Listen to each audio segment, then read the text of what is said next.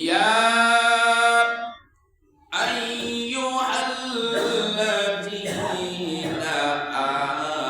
آمنوا আল্লাহ পাক বলেন, হে ঈমানদারেরা। কাদেরকে বলেছে বলেন তো? ঈমানদারেরা। হে ঈমানদারেরা, ও বিশ্বাসীরা, ও মুমিনেরা, তোমরা পরিপূর্ণ মুসলমান না হয়ে মৃত্যুবরণ করিও না। ওয়ালা তামুতুন্না ইল্লা ওয়া আনতুম মুসলিমুন। তোমরা পরিপূর্ণ মুসলমান না হয়ে মৃত্যুবরণ করিও না। এখন ঈমানদার আর মুসলমানের মধ্যে পার্থক্য কি? সকলে তো আমরা বলি আমরা মুসলমান কইয়া, এটার মধ্যে পার্থক্য আল্লাহ জানিয়ে দিয়েছে। কে জানিয়েছেন বলেন তো? আল্লাহ। নাম্বার 1,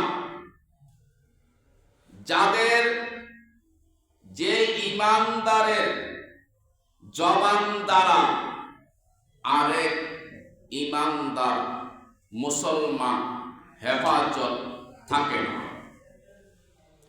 নাম্বার 2, যার হাত দ্বারা আরেক ঈমানদার মুসলমান হেফাজত থাকে না। নাম্বার 3, যার চরিত্র দ্বারা আরেকজন মুসলমান ঈমানদার হেফাজত থাকে না। নাম্বার 4, যেই ব্যক্তির ঈমানওয়ালা লোক থেকে আরেকজনের কোনো উপকারিতা আসে না।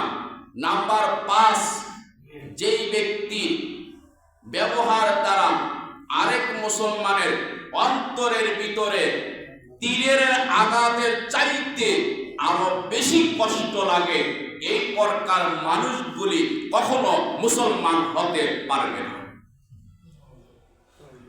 কখনো না। এখন আরেক মুসলমান কারা, আরেক ঈমানদার কারা? আল্লাহর নবী হাদিস মুবারকের মধ্যে ইরশাদ করেছেন,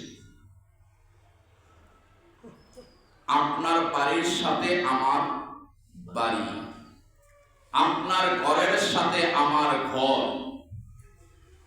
আপনার জায়গার সাথে আমার জায়গা। শক্তি আছে, ক্ষমতা আছে, মুখের ভাষা আছে, টাকা পয়সা আছে, কিন্তু একজন আমার ঘরের সাথে আরেকজনের ঘর আছে, তিনি আমার কাছ থেকে দুর্বল। কি দিয়ে? অর্থ দিয়ে, টাকা দিয়ে, সম্পদ দিয়ে, জনপাল্লা দিয়ে। কিন্তু আমার ক্ষমতা আছে বিদায় আমি যেইভাবে মনে করি সেইভাবেই তাহার সাথে ব্যবহার করতেছি। আল্লাহ বলে ওই ব্যক্তি কখনো মুসলমান হতে পারবে না। মুসলমান হতে হলে তাহার ব্যবহার, কালচার, তার কথা দিয়ে, তার হাত দিয়ে, তার জবান দিয়ে আরেক মুসলমান হেফাজত থাকলে তিনি হলেন আমার আল্লাহর দরবারে 1 নম্বরে মুসলমান। তিনি হলেন কি? 1 নম্বরে মুসলমান।